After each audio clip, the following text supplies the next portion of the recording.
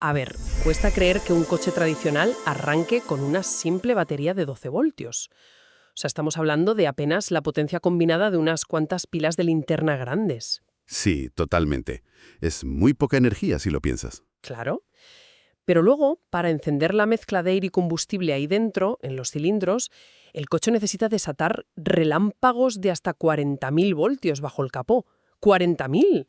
Es una pasada, sí. Y la gente no suele ser consciente de eso. Ya, es que normalmente la rutina diaria nos hace dar por sentada esta tecnología. Llegas, giras una llave o pulsas un botón, el motor ruge y arrancas, sin más. Eso es. Nos olvidamos de todo lo que hay detrás. Pero lo que realmente está pasando ahí dentro no es un simple proceso mecánico, es, a todos los efectos, una tormenta eléctrica milimétricamente controlada. Y precisamente esa es la misión en nuestro análisis a fondo de hoy. Exacto. Vale, vamos a desgranar esto. El material base que tenemos entre manos es el capítulo 16 de un manual técnico avanzado sobre sistemas de encendido automotriz. Y nuestro objetivo es desmitificar esa magia oculta para entender cómo esos 12 voltios se transforman en una auténtica fuerza de la naturaleza. Y fíjate que el salto cuantitativo, ese paso de 12 a 40.000 voltios, es solo la punta del iceberg. Porque la genialidad de esta ingeniería no radica únicamente en generar esa enorme cantidad de energía. Ya, claro, si no controlas esa energía no sirve de nada. Exacto. El secreto está en el por qué y el cómo se controla. Hoy no vamos a hacer un simple inventario de piezas mecánicas aburridas, enumerando qué hay bajo el capó. ¿Qué va? Eso sería soporífero. Lo verdaderamente crucial, y lo que el manual deja muy claro, es entender por qué es vital que esos 40.000 voltios se generen y se liberen con una precisión microscópica. Porque si no, el desastre es monumental, imagino. Ostras, ni te lo imaginas.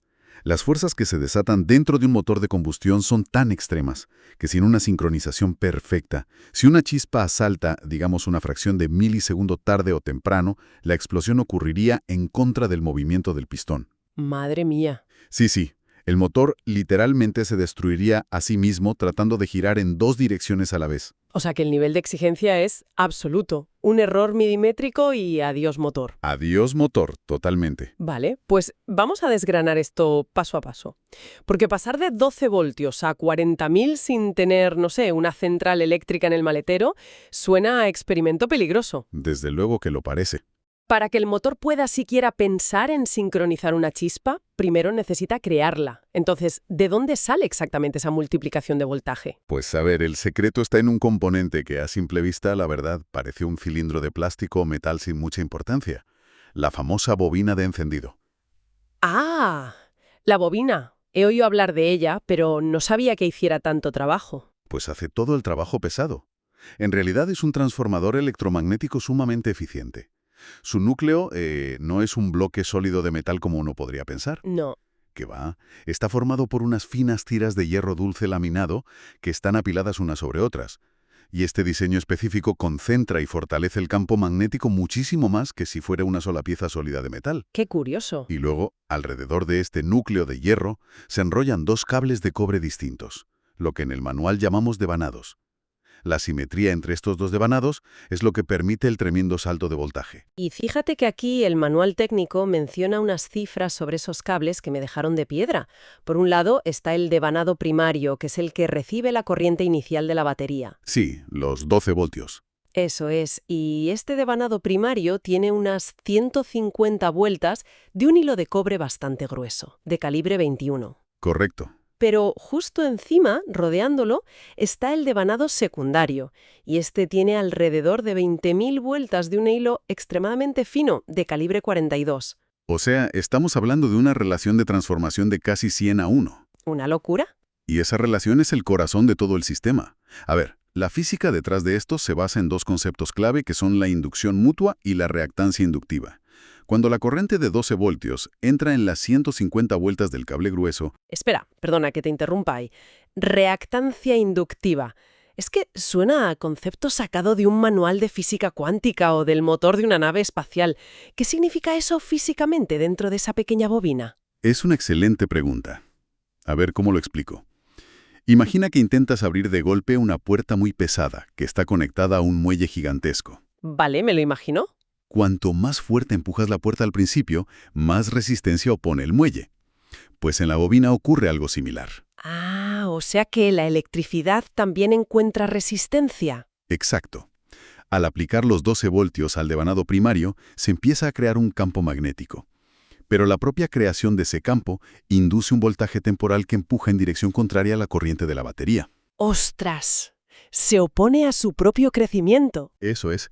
Por eso la energía no fluye instantáneamente.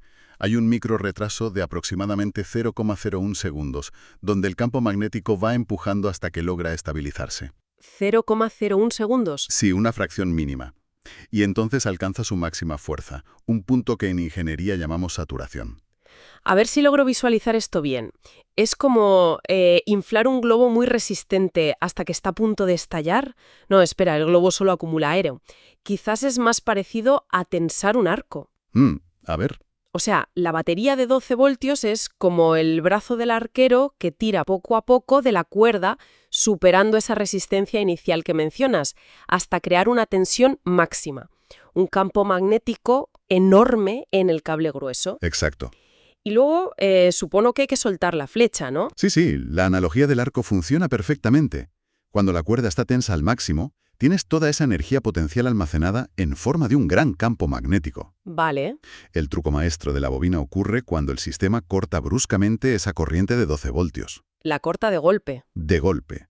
Y sin la corriente de la batería que lo sostiene, ese enorme campo magnético colapsa sobre sí mismo a una velocidad violentísima. Madre mía. Y al colapsar, las líneas de fuerza magnética atraviesan, o cortan, por así decirlo, las 20.000 vueltas del cable finísimo del devanado secundario. Ya, claro, el de las 20.000 vueltas. Eso es. Un colapso magnético rápido a través de miles de vueltas de cable induce un voltaje masivo. Así que ese suave tirón del arco se ha convertido de repente en un impacto de 40.000 voltios. Es alucinante. Pero claro, toda esa tensión acumulada en la bobina es inútil e incluso destructiva si se libera a ciegas. Desde luego. Porque ya tenemos la flecha cargada con los 40.000 voltios, sí. Pero este bloque de metal ciego necesita saber en qué milisegundo exacto tiene que soltar la cuerda. Esa es la clave. Para que la explosión empuje el pistón hacia abajo y no intente frenarlo cuando va hacia arriba, como decías antes. Antiguamente los coches usaban platinos, ¿verdad? Sí, los famosos platinos. Unas pequeñas levas mecánicas que rozaban físicamente para abrir y cerrar el circuito y cortar esa corriente. Así funcionaba durante décadas. Pero el problema de la mecánica pura es la fricción. Claro, el desgaste. Imagínate, dos metales rozando miles de veces por minuto. Acaban desgastándose, cambiando la distancia entre ellos y por tanto perdiendo precisión en el momento del corte de corriente. Y si pierdes precisión, pierdes la sincronización del motor. Totalmente. Por eso, la evolución llevó a los encendidos electrónicos y a los sensores sin contacto, que actúan un poco como gatillos invisibles. Gatillos invisibles, me gusta. El primero que detalla el manual es el generador de pulsos magnéticos. Este sistema utiliza una rueda dentada en movimiento que se llama reluctor. Reluctor, vale. Al pasar un diente de metal del reluctor cerca de un imán que está envuelto en un cable, se altera el campo magnético y se genera una pequeña onda de corriente alterna. Vale, entiendo. Una onda analógica. Y supongo que, al no haber contacto físico directo, eliminaron de un plumazo el problema del desgaste. Exacto. Ese fue el gran avance inicial. Pero fíjate que el texto no se detiene ahí.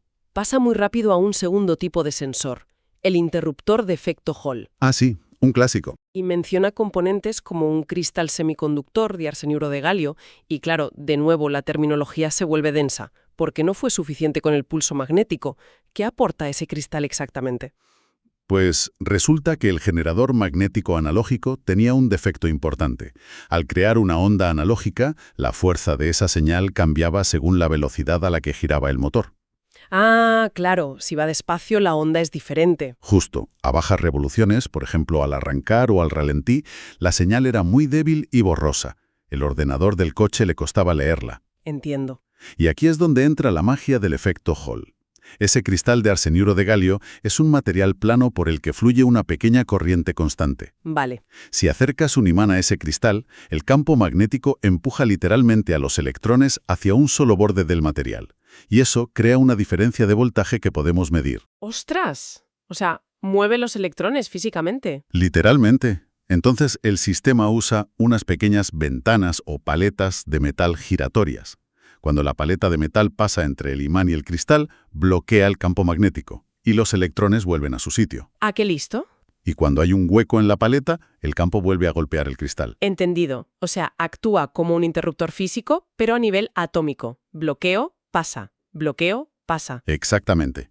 Y lo más importante de todo esto es que la señal no es una onda suave que sube y baja de forma analógica. ¿Es digital? Es un encendido y apagado radical. Genera una señal digital cuadrada, un 0 o un 1, sin términos medios. Claro, para el ordenador del coche esto es una lectura nítida e inequívoca. Da igual si el motor gira a 800 o a 6000 revoluciones por minuto. Siempre es un 0 o un 1. Ese es el gran triunfo del efecto Hall. Va a la tercera evolución que menciona el manual, que son los sensores ópticos. Uf, los ópticos. Tienen tela.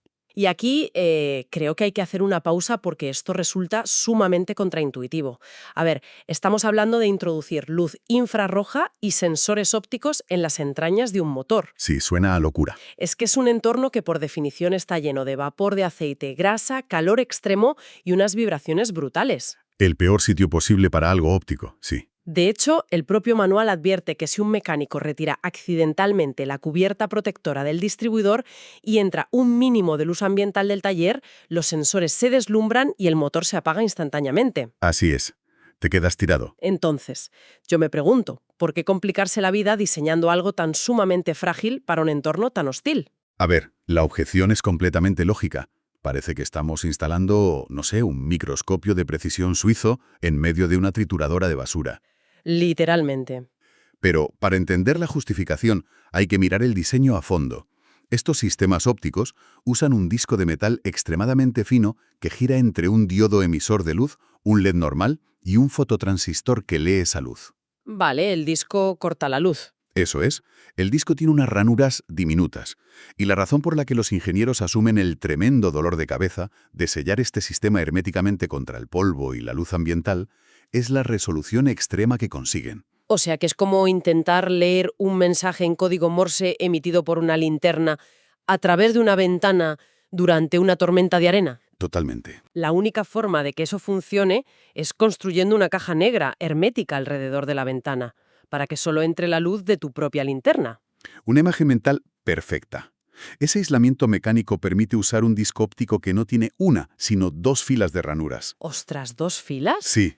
Hay una fila interior que le dice al ordenador en qué ciclo está cada cilindro en ese momento. Pero la fila exterior, esa es la verdadera joya de la corona. ¿Por qué? Porque tiene una ranura por cada grado de rotación del motor. Estamos hablando de 360 ranuras diminutas en un disco muy pequeño. 360 ranuras, ¡qué barbaridad! Esto le proporciona al ordenador una lectura continua y en tiempo real de la posición exacta del cigüeñal con un margen de error de un solo grado. ¡Un solo grado! Claro, esa asombrosa precisión para calcular el momento de la chispa justifica todo el esfuerzo de aislamiento. Merece totalmente la pena, sí. Bien, recapitulemos un poco. Tenemos el arco tensado gracias a la bobina con sus 40.000 voltios. Correcto. Y tenemos la orden de soltar la cuerda en el milisegundo exacto, gracias a este código Morse de los sensores ópticos o de efecto Hall. Eso es. Pero claro, los motores tienen 4, 6 o incluso 8 cilindros. ¿La chispa no puede ir a todos a la vez? Tradicionalmente, tengo entendido que esto se resolvía con un distribuidor giratorio. El famoso distribuidor de toda la vida, sí. Un brazo mecánico que daba vueltas y tocaba diferentes contactos metálicos repartiendo la electricidad al cilindro que le tocaba en cada momento. Así era. Pero volvemos al problema de antes. Es un sistema que introducía piezas móviles, tapas de plástico que se agrietaban con el calor y contactos que se iban quemando poco a poco por la alta tensión. Más mantenimiento y más fallos. Exacto. Así que la evolución natural eliminó el distribuidor físico por completo para crear los sistemas de encendido electrónico directo, lo que llamamos sistemas EI. ¿Vale?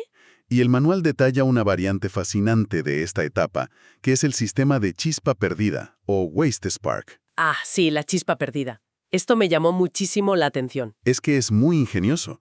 En lugar de un repartidor central, los ingenieros decidieron agrupar los cilindros del motor en parejas, llamándolos cilindros compañeros. Cilindros compañeros. Son dos pistones que suben y bajan exactamente al mismo tiempo en el bloque, pero que están en fases diferentes de su ciclo de combustión. Claro, Si suben a la vez, uno está comprimiendo la mezcla fresca de combustible y aire lista para estallar, Eso es. y el otro pistón, que ya ha explotado en el ciclo anterior, está simplemente subiendo para empujar el humo hacia el tubo de escape. Los clavado.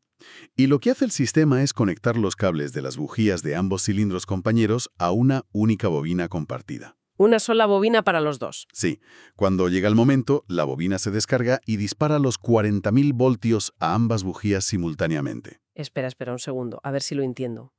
Si disparas el arco de altísimo voltaje hacia dos objetivos a la vez, la electricidad buscará el camino de menor resistencia. Sí, eso dice la física básica. Pues si uno de los cilindros está vacío, expulsando humo a baja presión, supongo que la chispa será más fuerte ahí porque le cuesta menos y dejará al cilindro que realmente necesita explotar sin la energía suficiente. ¿No es un riesgo? Pues mira, la intuición nos diría eso efectivamente, pero la física eléctrica aquí dentro hace un trabajo maravilloso, porque ocurre exactamente lo contrario. ¿En serio? Sí. Resulta que la chispa en el cilindro que está en compresión se enfrenta a un ambiente hostil. Porque está todo muy apretado. Exacto. Las moléculas de aire y combustible están extremadamente apretadas bajo una gran presión física. Y ese aire comprimido actúa literalmente como un muro aislante muy denso. ¡Ostras! Para que la electricidad logre saltar el espacio entre los electrodos de la bujía a través de ese muro tan denso, necesita una presión eléctrica masiva. Esa bujía absorbe unos 10 a 12 kilovoltios. Vale. ¿Y qué pasa en el cilindro compañero, el que está simplemente expulsando humo por el escape? Pues que en la carrera de escape casi no hay presión. Los gases están sueltos, dispersos y calientes. Saltar ese espacio no requiere apenas esfuerzo para la electricidad, así que consume solo entre 2 y 3 kilovoltios. ¡Qué curioso! Esa es la chispa secundaria, la famosa chispa perdida, que ocurre ahí en medio del escape sin realizar absolutamente ningún trabajo útil. A ver, a simple vista parece ingeniería perezosa o ineficiente. Puede parecerlo, sí. Es que estás gastando energía eléctrica en encender plasma en un tubo que solo está lleno de humo, y encima estás obligando a las bujías a disparar el doble de veces de lo necesario a lo largo de su vida útil. Ya, visto así parece un desperdicio enorme, pero en realidad es un compromiso técnico brillante. ¿Por qué? Porque a cambio de esa pequeña chispa inútil, se eliminan docenas de piezas mecánicas del distribuidor antiguo, se simplifica muchísimo el cableado y el cerebro del coche solo tiene que procesar la mitad de las señales de encendido. Ya, claro, menos cosas que se puedan romper. Exacto. Además, hay otra cosa interesante. Este sistema funciona en serie. ¿En serie? Sí, la electricidad sale por un cable desde la bobina, cruza la primera bujía y el cilindro, viaja físicamente a través del bloque de hierro macizo del motor y luego sube por la bujía del cilindro compañero de vuelta a la bobina. Ostras, cerrando el círculo a través del propio motor. Eso es, y eso crea un fenómeno electromagnético muy peculiar con la polaridad.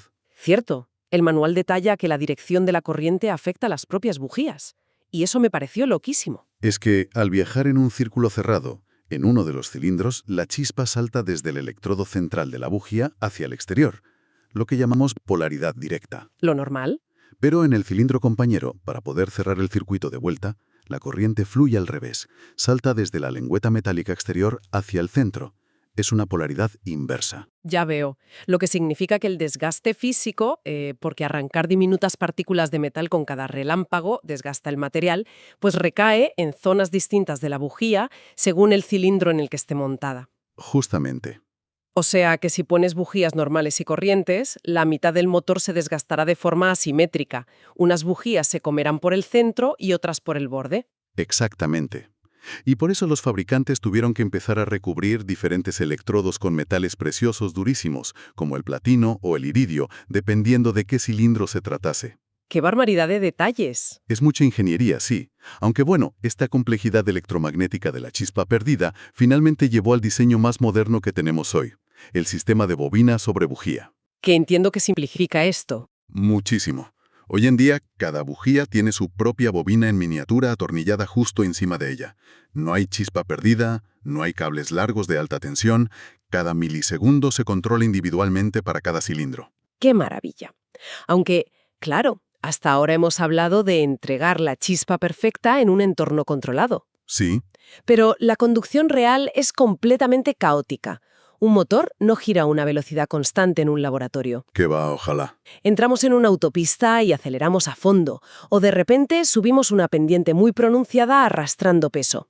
El entorno físico dentro del cilindro cambia en cuestión de segundos. Constantemente. Entonces, ¿cómo adapta el ordenador todo este complejísimo sistema de encendido a ese caos del mundo real? Pues lo hace a través de una adaptación constante regida por algo que en el manual podemos llamar la regla de los 30 milisegundos. Vale, la regla de los 30 milisegundos, cuéntame. Resulta que cuando la bujía genera el relámpago, la mezcla de gasolina y aire no desaparece en una explosión instantánea, aunque lo parezca. Ah, no. No.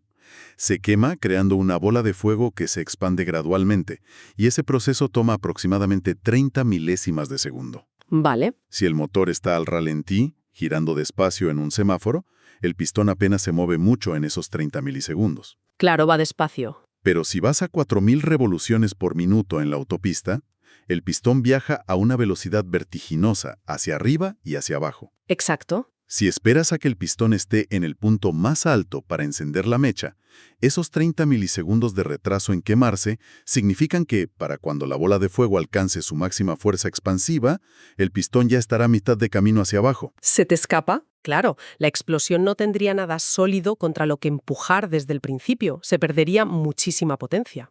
Exactamente. Por eso los sistemas requieren lo que se llama el avance de encendido. El cerebro electrónico calcula la velocidad a la que gira el motor y decide encender la chispa bastante antes de que el pistón alcance la cima de su recorrido. O sea, se anticipa. Se anticipa. El objetivo es que los gases tarden sus 30 milisegundos en expandirse y golpeen con la máxima presión justo cuando el pistón acaba de pasar la cima y empieza a descender. Es pura coreografía. Lo es. Sin embargo, adelantarse demasiado tiene un precio muy peligroso: la detonación. Ay, el temido picado de bielas. Un sonido metálico que suele presagiar facturas de taller muy elevadas. Sí, ese ruido asusta. Es literalmente el sonido de frentes de llama chocando violentamente dentro del cilindro, sometiendo las bielas de metal masivo a unas tensiones que pueden llegar a doblarlas o romperlas. Madre mía. ¿Y cómo evitan que eso pase si se equivocan calculando el avance? Para proteger la máquina se instalan sensores de detonación atornillados al bloque exterior del motor. Son cristales piezoeléctricos. ¿Piezoeléctricos? Sí, similares a los que usarías en un micrófono sísmico para detectar terremotos. Generan voltajes y se comprimen por una vibración. Vale. Y están calibrados por los ingenieros para escuchar una frecuencia de vibración muy específica, normalmente entre 5 y 10 kilohercios. El sonido exacto del motor sufriendo. Ese mismo. Si perciben ese zumbido metálico inicial del picado, avisan al ordenador inmediatamente. Y el ordenador retrasa en milisegundos el momento de la chispa, disparándola más tarde para suavizar la combustión y salvar el motor antes de que se rompa. Oye, pues un micrófono pegado al metal es una solución brillante. Es muy efectiva. Pero fíjate que el capítulo cierra exponiendo una tecnología que deja totalmente obsoletos a esos micrófonos externos. Eso sí. El sensor de iones. El sistema de encendido por detección de iones. Aquí han convertido a la propia bujía en el sensor definitivo, leyendo lo que ocurre directamente desde el corazón de la explosión. Es posiblemente el desarrollo más elegante de todo el sistema de encendido moderno. Su funcionamiento rompe por completo los esquemas tradicionales. A ver, explícanos esto. Bueno, la bujía dispara sus 40.000 voltios habituales para iniciar el fuego, como siempre. Pero milisegundos después de que la chispa se apaga y el combustible ya está ardiendo dentro, la bobina cambia su comportamiento. ¿Qué hace? Inyecta una corriente continua de bajo voltaje, unos 400 voltios, de vuelta a través de la bujía hacia el cilindro en llamas. ¡Ostras! A ver si consigo articular cómo de sorprendente es esto, porque la analogía me vuela la cabeza. A ver. Es como... imagina que usas una cerilla para encender una enorme hoguera. Vale. Y una vez que el fuego está ardiendo furiosamente, consigues usar el pequeño palo de madera de esa misma cerilla quemada para conectarte al fuego y medir la temperatura, la química y la cantidad de oxígeno que hay dentro de las llamas. Es buenísima la comparación. Es que la bujía es el actor principal que desata la obra e inmediatamente, en milisegundos, se transforma en el crítico que evalúa la actuación desde el propio escenario. Sí. Esa analogía capta a la perfección la dualidad de su función. Es de locos. ¿Y cómo puede medir algo a través del fuego? Pues la clave física de este truco es que el plasma, que es esa bola de fuego extremadamente caliente que se forma durante la combustión, está lleno de iones, partículas cargadas eléctricamente. Claro, iones. Y por lo tanto, el plasma puede conducir electricidad.